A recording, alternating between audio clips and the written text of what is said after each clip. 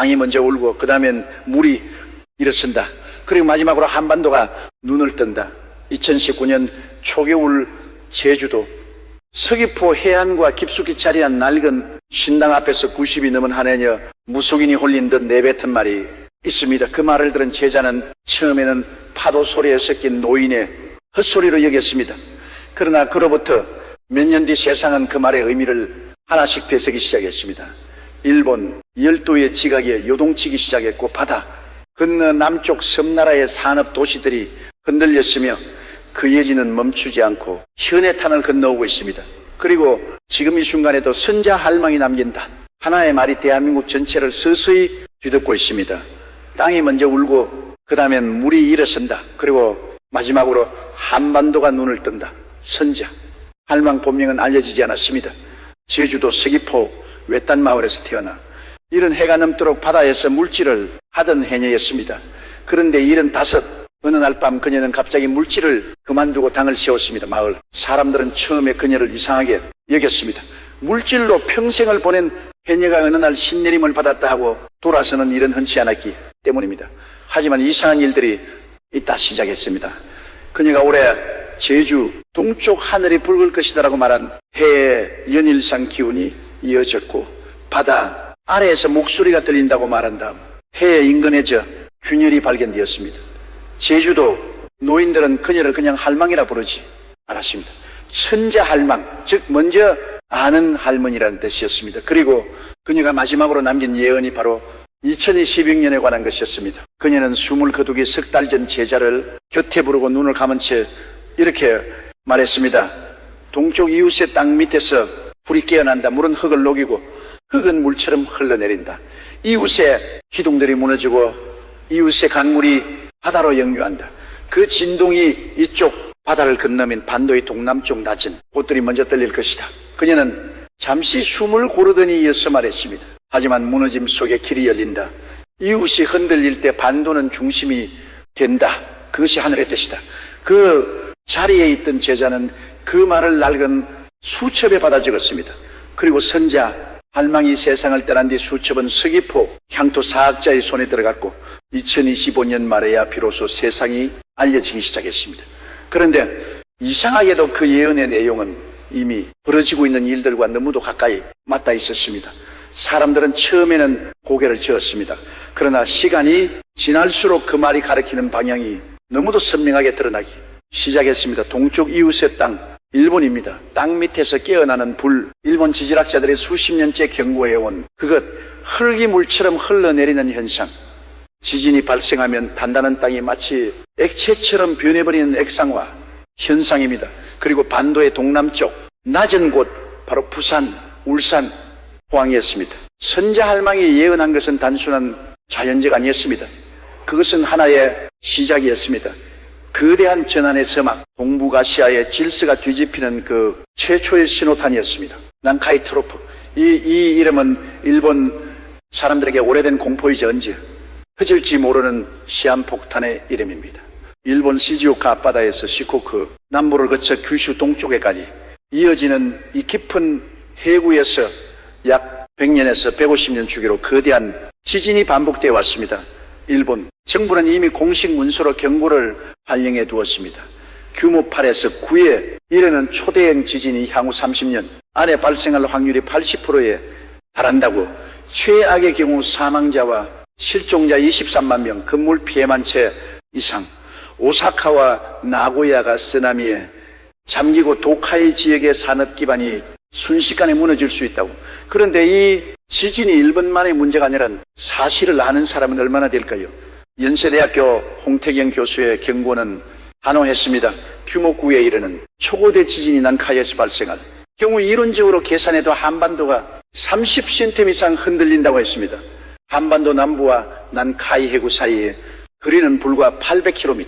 2011년 동일본 대지진이 1200km 떨어진 곳에서 발생했음에도 한반도가 동서방향으로 3cm 늘어나며 이후 경주 지진과 포항 지진을 불러왔다는 사실을 기억해야 합니다. 난카이는 그보다 훨씬 가깝습니다. 그리고 동일본 대지진으로 이미 한번 약해진 한반도에 지각이 또 목을 가다듬음 한 번에 충격을 받는다면 그 결과는 아무도 장담하지 못한다고 전문가들은 입을 모았습니다. 선자 할망은 이것을 알았을까요? 그녀는 지질학교 교수도 아니었고 지진 데이터를 분석하는 연구자도 아니었습니다. 그러나 그녀가 말한 흙이 물처럼 흘러내린다는 표현은 지진학에서 말하는 액상화 현상과 정확히 일치합니다. 액상화는 강한 진동으로 인해 땅속의 모래 입자가 분리되어 마치 액체처럼 변해버리는 현상입니다. 일본 동해안의 여러 도시, 특히 매립지 위에 세워진 산업 시설들은 이 현상에 극도로 취약합니다. 선자 할망은 그것을 일기물처럼 흘러내린다고 표현했습니다. 우연이라고 하기엔 너무도 정밀한 묘사였습니다. 그렇다면 그녀의 다음 말은 어떨까요? 이웃의 기둥들이 무너진다. 일본의 산업 기반이 무너진다는 뜻입니다. 그리고 이웃의 강물이 바다로 역류한다. 쓰나미가 강을 따라 내륙으로 역류하는 장면을 묘사한 것으로 해석됩니다. 2011년 동일본 대지진 당시 실제로 일어났던 일과 완벽하게 일치하는 표현입니다. 그런데 선자 할망의 예언에서 가장 충격적인 부분은 재해 이후의 이야기입니다. 그녀는 이렇게 말했습니다. 뜨거운 기술을 든 사람들이 바다를 건너온다. 그들은 빈손으로 오지 않는다. 금과 제주를 모두 품고 온다. 이 말을 처음 들었을 때 사람들은 무슨 뜻인지 알 수 없었습니다. 그러나 지금은 압니다. 일본이 혼란에 빠질 때 일본에 있던 기술자들과 자본이 상대적으로 안전한 대한민국으로 넘어올 것이란 암시였습니다. 그것은 단지 상상이 아닙니다. 역사는 이미 같은 패턴을 반복해왔습니다. 거대한 재해 이후 사람들은 이동합니다. 기업은 안전한 곳으로 이전합니다. 자본은 무너진 곳을 떠납니다. 그리고 이번에 그 목적지가 한반도가 될 수 있다고 선자 할망은 이미 수십 년 전에 말해둔 것입니다. 그런데 선자 할망만이 이것을 말한 것은 아니었습니다. 이상하게도 동서양의 여러 예언자들이 같은 시간대를 같은 방향을 가리키고 있었습니다. 다나 스님의 이름은 한국인에게 낯설지 않습니다. 평생 역학과 불교 사상을 연구하며 이 땅의 운명을 논했던 그분이 생전에 이런 말을 남겼습니다. 일본은 침몰하고 중국은 분열하며 한반도는 세계 정신적 중심이 된다. 많은 사람들은 이 말을 지나치게 비현실적인 주장으로 여겼습니다. 그러나 일본 열도가 지각, 변동으로 지형 자체가 바뀔 수 있다는 가능성이 지질학적으로도 논의되기 시작하자 사람들은 그 말을 다시 꺼내 들었습니다. 타너 스님은 또 말했습니다. 동북의 기운이 움직일 때 한반도는 가장 적은 피해를 받는 땅이 된다. 한반도는 일본 열도란 자연, 방파제 뒤에 있습니다. 지질학자들도 같은 이야기를 합니다. 반반도 남부가 영향을 받는 것은 불가피하지만 일본이 받는 것에 비하면 훨씬 적다고 단어. 스님은 그것을 자신만의 언어로 말해 두었던 것입니다. 그리고 서양에서도 같은 목소리가 있었습니다. 불가리아의 맹인 예언가 바바가 그녀는 9일 테러를 강철로 만들어진 두 마리 새의 대한 공격으로 묘사했습니다. 2004년 인도양 쓰나미를 거대한 파도가 밭을 덮친다고 경고했습니다. 체르노빌 참사도 소련의 붕괴도 그녀의 말 속에 먼저 있었습니다. 그런 그녀가 2016년을 전후하여 이런 말을 남겼습니다. 땅의 질에서 팔이 무너지고 새로운 질서가 아시아에서 싹을 띄운다. 어디서 칠에서 팔이 무너지는가에 대한 구체적인 언급은 없었습니다. 그러나 사람들은 지금 그 숫자가 일본 열도를 가리키는 것이 아닌가 하고 조용히 이야기하고 있습니다. 바바가의 예언은 항상 결과로 증명됩니다. 그렇다면 그녀가 말한 아시아에서 싹을 띄우는 새로운 질서는 어디를 향하는 것일까요? 그녀의 추종자들 사이에서는 오래 전부터 발칸의 노스트라다무스가 아시아의 작은 나라 하나를 지목했다는 이야기가 돌고 있습니다. 전쟁도 없이 거대한 군대도 없이 오직 사람들의 이동과 기술의 집결만으로 새로운 중심이 되는 나라, 그리고 사람들은 그 나라가 어딘지 이미 알고 있습니다. 선자 할망의 예언으로 다시 돌아가야 합니다. 그녀는 재해와 이후의 변화에 대해서만 말하지 않았습니다. 그녀는 훨씬 깊은 곳을 보고 있었습니다. 어느 날 밤 그녀는 제자에게 이런 말을 남겼습니다. 물이 지나간 자리에는 새로운 씨앗이 심긴다. 그러나 씨앗은 거저하지 않는다. 받아들이는 사람이 있어야 자란다. 이 말은 단순한 농부의 지혜처럼 들렸습니다. 그러나 제자는 훗날이 말의 의미를 다시 읽었습니다. 일본의 혼란 속에서 기술과 자본이 대한민국으로 흘러올 때 그것을 품을 준비가 된 나라야 한다는 말. 단지 지리적으로 가깝다는 이유만으로 기회가 주어지는 것이 아니라 그것을 감당할 그릇이 되어 있어야 한다는 경고였습니다. 할망은 기회를 말하면서 동시에 조건을 말하고 있었던 것입니다. 그렇다면 그 그릇은 무엇일까요? 선자 할망은 이렇게 말했습니다.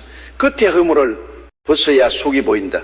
갈라진 틈이 먼저 메워져야 빛이 들어온다. 한반도의 내부를 먼저 정비해야 한다는 뜻입니다.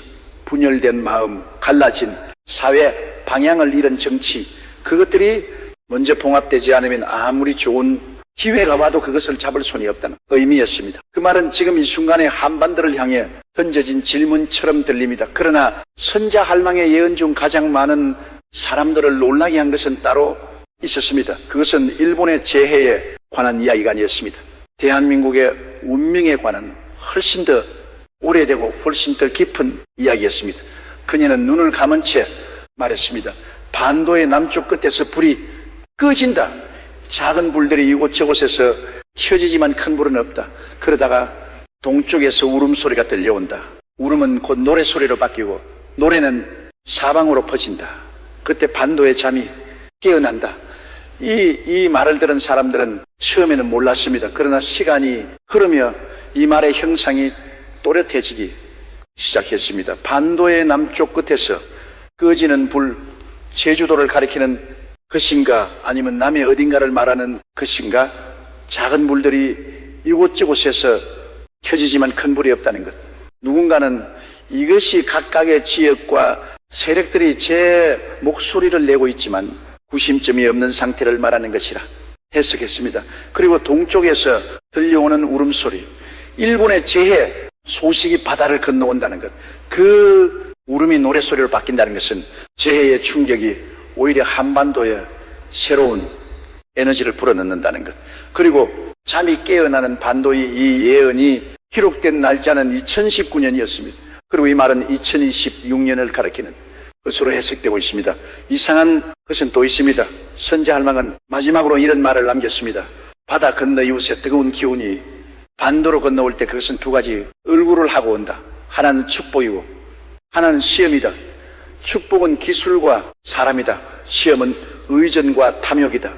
이 말의 의미는 명확합니다. 일본에서 기술자들과 자본이 대한민국으로 유입되는 것은 분명 기회입니다. 그러나 그것이 동시에 함정이 될 수도 있다는 경고입니다. 이웃의 기술에 의존하다 보면 스스로의 방향을 잃을 수 있고 몰려드는 자본의 달콤함에 이끌리다 보면 더 중요한 것을 놓칠 수 있다는 것. 할망은 기회를 손에 쥐면서도 그 손을 잃지 말라고 경고하고 있었습니다. 이 예언이 품고 있는 가장 깊은 질문은 결국 하나입니다. 한반도는 받을 준비가 되어 있는가? 2026년 말이라는 시간이 가리키는 것은 단순한 한 해의 끝이 아닙니다. 그것은 동북아시아의 지각이 문자 그대로 흔들리는 시간입니다. 100년이 넘도록 침묵하며 에너지를 쌓아온 난 하이해구의 땅이 마침내 그 침묵을 깰 때 그 충격파는 현해탄을 건너 한반도의 남동해안에 먼저 닿을 것입니다. 부산 앞바다가 흔들리고 울산의 공업지대가 진동을 느끼며 부항의 낮은 해안가가 바닷물에 잠시 떨릴 것입니다. 이것이 선자 할망이 말한 반도의 동남쪽 낮은 곳들이 먼저 떨릴 것이다의 실체입니다. 그러나 할망은 그 다음을 더 중요하게 보았습니다. 흔들림은 잠시입니다. 무너지면 저쪽의 이야기입니다. 그리고 그 무너짐 속에서 이쪽으로 넘어오는 것들이 있습니다. 2011년 동일본 대지진 이후 무슨 일이 있었는지를 기억한다면 예언이 더욱 선명하게 들립니다. 당시 일본의 일부 기업들이 제조시설의 일부를 한국으로 이전했습니다. 공급망 분산이 시작되었습니다. 일본의 기술인력 일부가 한국 기업의 제안을 받아들이기 시작했습니다. 그 규모는 작았습니다. 그러나 그것은 분명 실제한 움직임이었습니다. 만약 이번에는 카이 대지진이 동일본 대지진을 뛰어넘는 규모로 발생한다면 그 이후의 이동은 훨씬 더 거대할 것입니다. 선자 할망이 말한 뜨거운 기술을 든 사람들이 바다를 건너온다는 말은 그 상황을 가리키는 것이었습니다. 그런데 일본의 지각 변동은 단순히 한 번의 지진으로 끝나지 않을 수도 있습니다.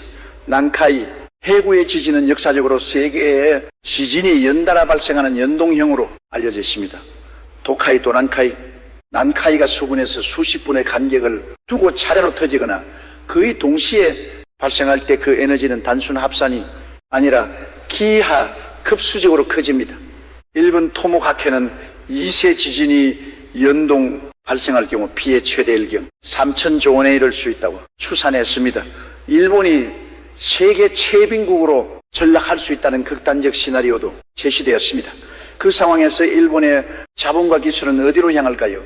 정치적으로 안정적이고 지리적으로 가깝고 기술 기반이 있으며 치안이 유지되는 나라, 그 조건을 모두 갖춘 나라가 동북아시아에 몇 개나 있을까요? 선자할망은 그 답을 이미 알고 있었습니다. 그러나 이 대목에서 선자할망의 가장 무거운 경고가 다시 등장합니다. 그녀는 말했습니다. 오는 것이 많을수록 잃는 것도 많다. 빠르게 채우는 그릇은 쉽게 금이 한다.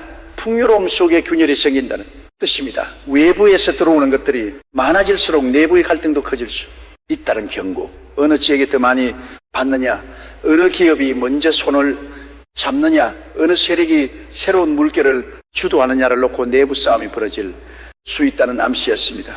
그리고 할망은 이 경고를 들은 제자에게 한마디를 덧붙였습니다. 싸움이 시작되면 바람이 눈치를 챈다.